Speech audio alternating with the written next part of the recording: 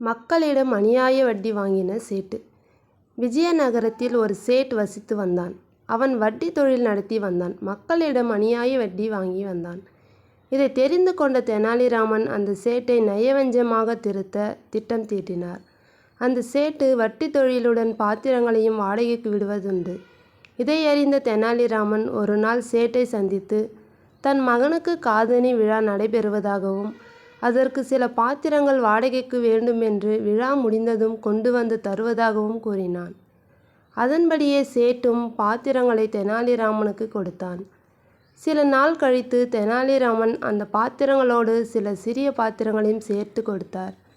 இதை பார்த்த சேட், நான் பெரிய பாத்திரங்கள் மட்டும்தானே கொடுத்தேன், சிறிய பாத்திரங்களை நான் கொடுக்கவில்லையே.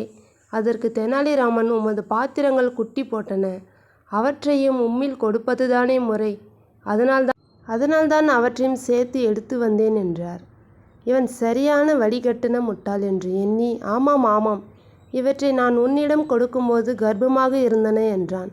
அதனால் அனைத்து பாத்திரங்களையும் பெற்று கொண்டான். சில மாதங்கள் கழித்து தன் வீட்டில் விசேஷம் நடைபெற இருப்பதாகவும் அதற்கு மன்னரும் அரசு பிரதானிகளும் கலந்து கொள்ளப் போகிறார்கள், அங்கு தங்க பாத்திரங்களும் வெள்ளி பாத்திரங்களும் வேண்டும் என்று கேட்டார்.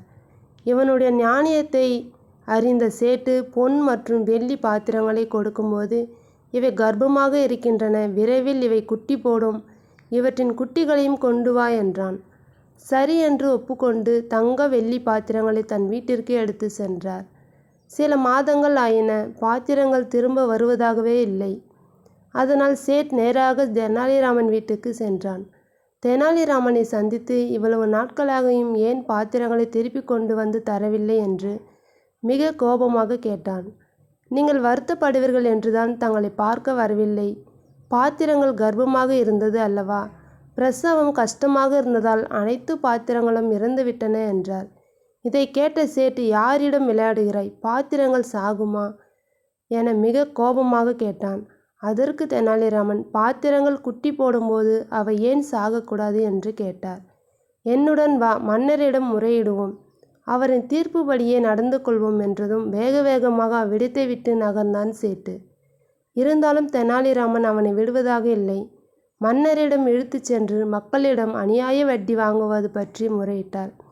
எல்லா விவரங்களையும் கேட்டறிந்த மன்னர், பாத்திரங்கள் குட்டி போடும் என்றால் அவை ஏன் பிரசவத்தின் போது இறக்கக்கூடாது, உன் பேராசைக்கு இது ஒரு பெரு நஷ்டமே, ஆகையால் இனிமேலாவது மக்களிடத்தில் நியாயமான வட்டி வாங்கு என புத்திமதி கூறி அவனை அனுப்பி வைத்தார் மன்னர். தெனாலிராமன் புத்திசாலித்தனத்தை மன்னர் மனமாற பாராட்டி பரிசுகள் வழங்கினார்.